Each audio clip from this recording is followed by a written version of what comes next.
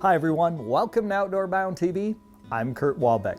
You know, each year we receive a ton of questions about how to catch more and bigger fish while out on the ice. In each episode we try to work in a few tips and techniques on how to do just that. But there's also many of you that have asked for more general advice, more introductory information when introducing children or somebody new to ice fishing for the first time. So on this week's show, we recruited the help of our old buddy Josh Tiegen to help explain some of the more introductory techniques for both finding and catching fish when out on the ice, with a little more focus on the quantity to help keep new ice anglers interested.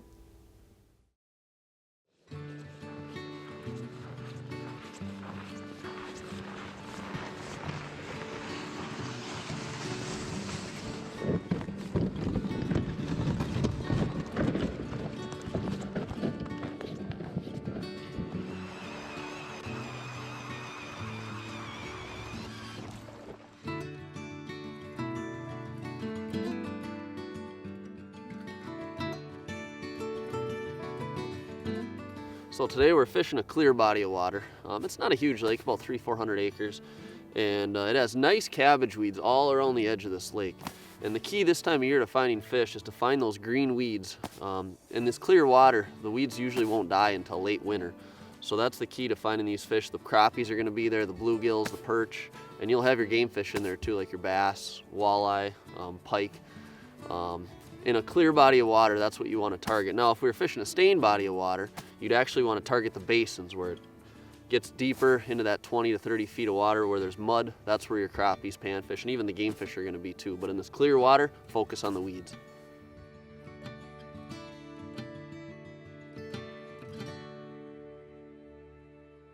You know, someone asked a question the other day on social media and they said, what do you mean when you refer to working a fish? Well, it's a very good question.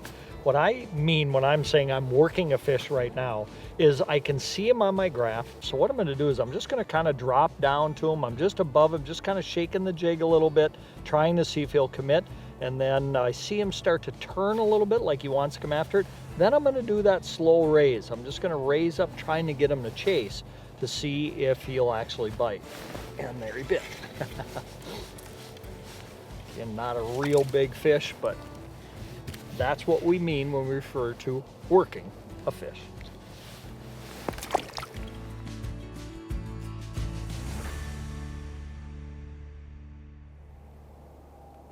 There we go. That one came flying off the bottom. It was actually, there we go, decent crappie. That was up probably 2-3 feet off the bottom.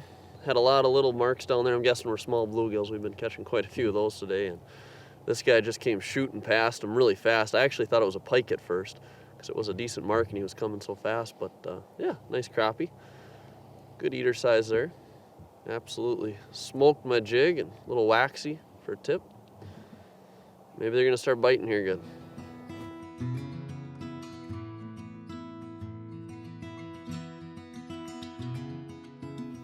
A lot of times when you have these high sky, sunny days, it's a little tougher to catch the bigger fish. They're, especially in this clear water.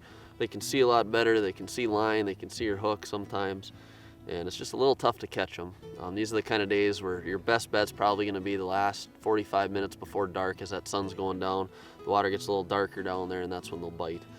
But when you are out here on these sunny days on clear water, just be prepared for a little tougher bite. It's definitely a day where you're going to want to bring live bait and downsize and fish really slow.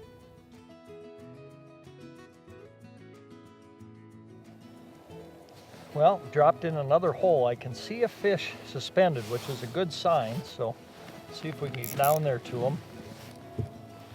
Oh, he looks interested. There he bit. That's better. That feels like a little more weight. Oh, there we go. That's a little bit more what we're looking for. Nice, probably an 8-inch crappie. Again, maybe not something that we'd necessarily keep and take home, but that's a start. What a pretty fish. Awesome. Freshen up our bait just a little bit here. And I love these new bait pucks from Strike Master. They're two-sided, And what I like to do is on one side I'll put my spikes, and then on the other side just flip it over. I use my wax worms. The other thing you can use them for, there's actually holes in the bottom of it.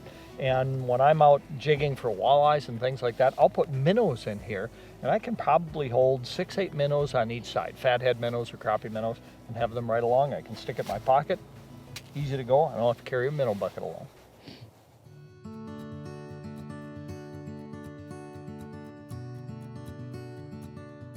So one question I get a lot about pan fishing is, how do you find fish? Well, a lot of times for bluegills and crappies, it depends on the body of water. If it's a relatively shallow lake, I'll usually look for what I call a weed line bite. Now this is where I start out from shore, work my way out, and try to find the edge of the green weeds. This is also a great opportunity to take that Markham underwater camera out and find the exact edge of the weeds, because sometimes a foot or two makes all the difference.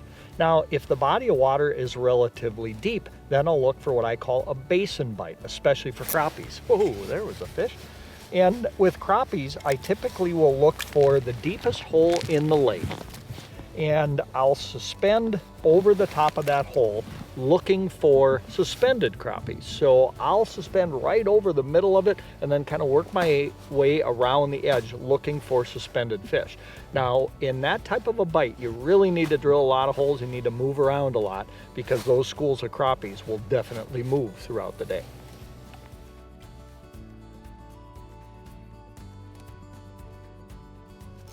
There we go. That one came up pretty fast, actually. Feels a little better. Yeah, it's a decent crappie right there. Not a giant, but on a high pressure, high sky day like this, on clear water, I'll take it.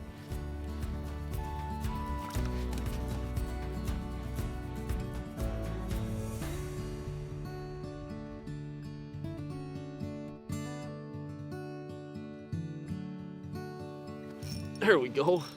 I just dropped the last crappie down the hole and put a new waxy on and dropped it back down, and there's another nice crappie. A little better than the last one. Probably a 10.5 incher, possibly 11, but these are the good size you like to keep, anywhere from 9 to 11 inches. Anything over than that, I like to let them go, let them fish reproduce, and those are the genes you want in the system. But these are the perfect size eaters here. That one just came up and hammered it, which is kind of nice to see, because it's been a very tough day. All right, back he goes. Now there's some more fish down there. We'll see what we've got. You know, these kind of days, when you got these bright sunny days, nice warm temperatures, great day to bring kids out, or maybe people that haven't fished a whole lot. Certainly plenty of action. You know, they may not be big fish, but when that rod is bent, especially with the kids, it's great to hear the giggles, the laughter, and really solidify someone being an ice angler for the rest of their life.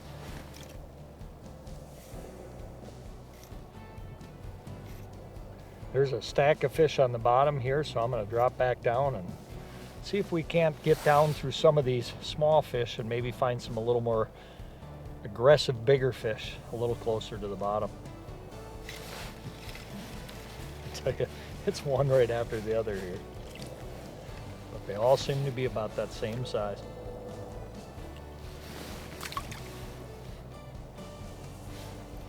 Boy, that thing came flying up. Don't know if this is gonna be a panfish, maybe. Oh yeah, there we go. Another nice crappie. Man, that thing came up so fast, I would have bet money that it was gonna be a pike, but another nice crappie. It's kind of funny, most of the day I've been marking a lot of small gills and been weeding through a few and getting a few crappies, but now all of a sudden I'm not seeing any gills, and the only marks I'm seeing are crappies, and they're actually pretty aggressive, which is surprising. But yeah, we'll take it. All right, back he goes.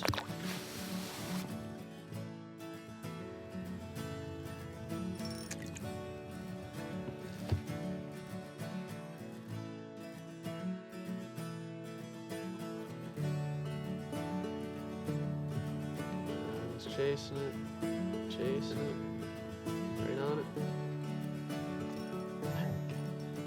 There's another one. Drop the other one down and another big mark comes up. There we go, another nice crappie. One key to today too has been drilling a lot of holes and hopping around. on these sunny, bright days like this, these fish really don't move much. You got to move and you got to find them. So we've been punching a ton of holes and just hopping from hole to hole. And sometimes you'll find a hole where it's just small fish, and then you'll hit a spot like this where it's nice crappie after nice crappie. Hopefully we can keep it up. Now don't go away, because right after the break, Josh and I moved to another typical upper Midwestern lake, this time to target a species that's also very popular with new ice anglers, pike. We'll be setting up tip-ups and answering some of your questions about how to find and target these fish with a focus on the new ice angler. Outdoor Bound TV is brought to you by Cold Nation Outdoors and Mountain Dew.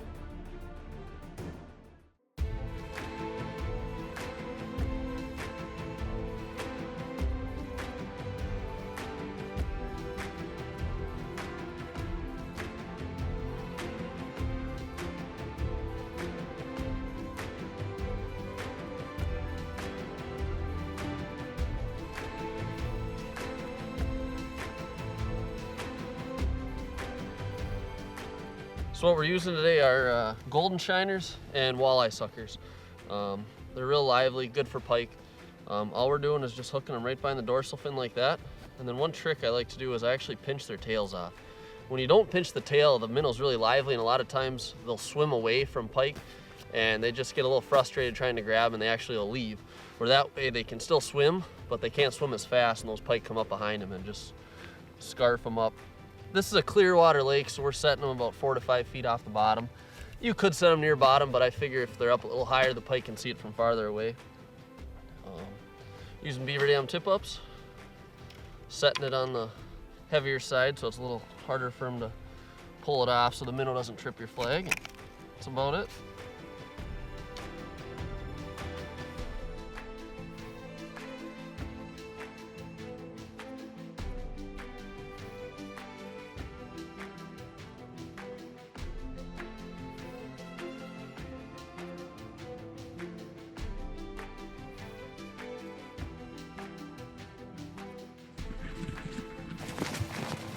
Man, that thing was swimming fast. Just going Oh yeah, behind. still there. Yep. Got him? Yep. I'll manage line for you. Feels all right. Is he? He was coming at me for a second. Some weeds down Randy there. in the reeds. Oh, there he goes. Man, they're crazy in the shallow water. You know, one of the things we always talk about, it's important with, you know, bigger fish especially, is to manage your line. I see how you're laying your line out next to you. Talk to us about that. Yeah, you want to make sure you don't put it in a big bundle. The biggest mistake I see is throwing it back on your tip-up. That's right. Because then Oh yeah, look at that. when one makes a run on you, if it's tangled on that tip-up, you're gonna probably lose them. That's right. But yeah, you want to put it in a nice pile back here so it's out of the way, and if they have to take line, they can take line. You bet. Nice. Yeah, not a bad one. You know, people say all the time, it's like, well, what do you do with these? You know, slime rockets, hammer handles, whatever. This is a little bit bigger than a hammer handle, Yep. but, you know, truthfully, these are great table fare, aren't they? Oh, they really are. They're great to eat. You can pickle them, you can fillet them. You just got to get the wide bone out, but they really are. And like you said earlier, I mean, a lot of times you can't tell the difference between a pike and a walleye if you put them right next to each other. Especially coming out of this cold water. Exactly. That's awesome. All right. All right.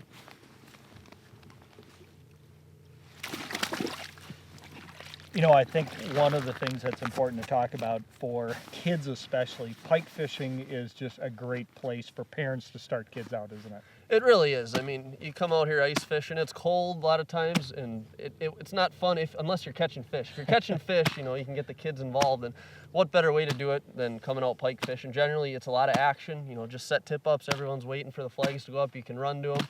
It really is a blast. You know, and when you get days like this, now we're in the month of January. It's probably 30 degrees today, beautiful sun, not a cloud in the sky. Yep. This is pretty unusual for January. Oh, this is very rare. I love it. I'll take this every day. But these are the type of days that if you have the opportunity to take kids out, to get them involved in the sport, or anyone that's not done it before, these are the kind of days that they're going to look back at and say, that was a lot of fun. Yeah, nothing better than a ton of action. No gloves on, no nothing. Nope, and you always got the chance at a giant too. That's exactly right. Well, let's get this beaver dam reset and we'll see if we can find one of those giants. Well, let's do it.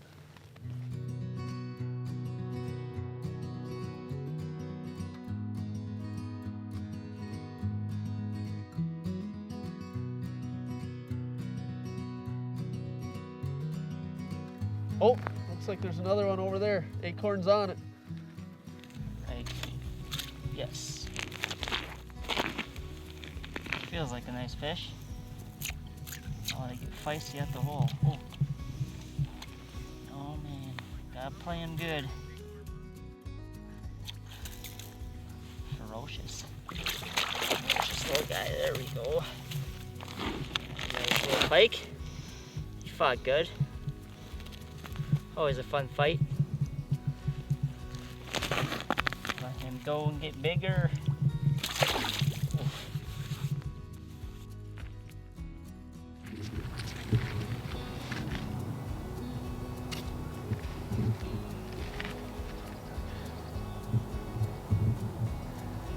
Oh, this one feels like a nice one. Big head shakes.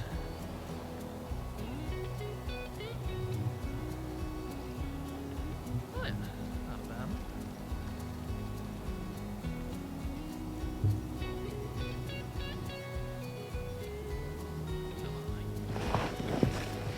Yep.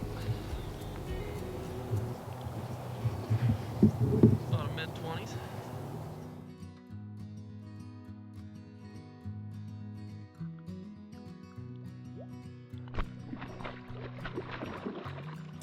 Well, here's one of the new pieces of technology that we've been using the last couple of years. It's a radio frequency device built by Vulture Systems. And the way it works is it's made up of basically a handheld unit and a transmitter base unit. And it's actually mounted right to our beaver dam tip-ups. And what happens is you clip a small magnet to the flag on the tip-up.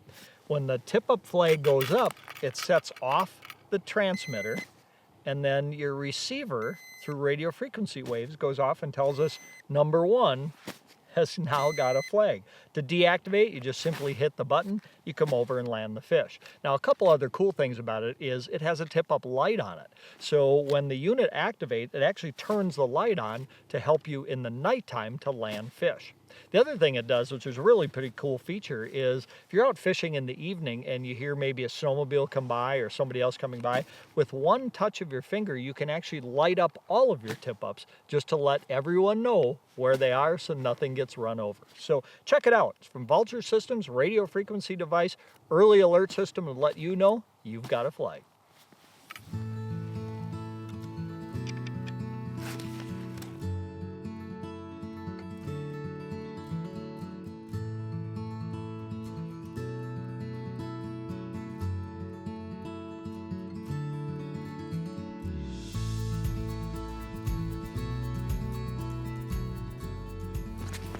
Oh, that one is going. Oh, there he goes. Just about have it spooled. Got him. Ooh. Ooh, good one. This one's got a little weight to it, Josh. Almost spooled us. He did. Wow. It was going when I ran up, so I thought, well, I better take it. Yeah, no kidding. Yeah, this one feels, unless he was wound in some weeds, you never know. Which could be, yep. So we talked earlier about making sure that you kind of lay the line out, so if he wants to make a run, Yep. it's not all tangled up here. So. Yep, exactly. Make a nice loop like that. Put the tip up away so you're not getting in there. He did have some line out. I no doubt guess. about it. I'm kind of waiting for him to make another run because he's coming along pretty easily here. There's some weight there, but Yep. all right, we're getting close. Here he comes. I'll let you just do your thing in the hole. Not as big as we thought, but Nope. it'd be a good eater if you were to keep Absolutely. one. That's the thing about it. These are really, you clean those out, and the biggest thing with pike is getting those Y bullets out. Yeah, that's the tough part. But other than that, But they're you delicious. fillet that up, that's a beautiful fillet that's bigger than most of our walleye fillets. Yep. You take those Y bones out, they're really not that tough to do. There's a lot of YouTube videos out there that'll show you how to do that, but take those Y bones out, they fillet up great. Oh yeah, and you get a lot of meat off them too. You really do. You do, Even a fish yep. like this, I mean, Absolutely. you'll get a lot of good meat off of it. And hey, they're fun to catch. They are. Flags are popping, we're running. Yep. Are you out of breath yet? I am. All right, we'll get this one spooled back up, and he took some line, didn't he? He did. That was a shallow one, only Yeah, it 2 was. feet here.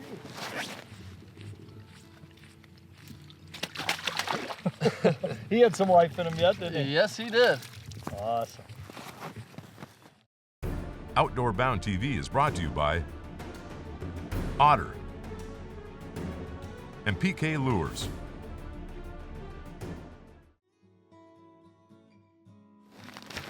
I saw him spinning as we were walking up there. It looks like something's still there. Oh yeah. There you go. Nothing wrong with that at all. No, not bad. He'd actually fry up pretty nice. But I tell you what, we've caught a ton of those today, haven't we? We really have. So, Josh, thanks a lot for taking us out. Folks, if you're interested in fishing with Josh here in northern Wisconsin, he does everything from trout to walleye to pike, crappie, a little bit of everything. Give him a call.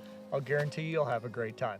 And we hope that you'll join us again here next week when we'll bring you more great hunting and fishing action from around the U.S., around Canada, and around the world, right here on Outdoor Bound TV. Outdoor Bound TV is brought to you by Markham Technologies and Venom Outdoors. Well, you're just going to make me work this, aren't you? Oh, I hate these fish. Oh, there you hit it. I was kind of sleeping a little bit on that one. It was tiny, whatever it was. And then I catch a trophy like this, and you're not rolling. You shook him right off at the hole. Good relief.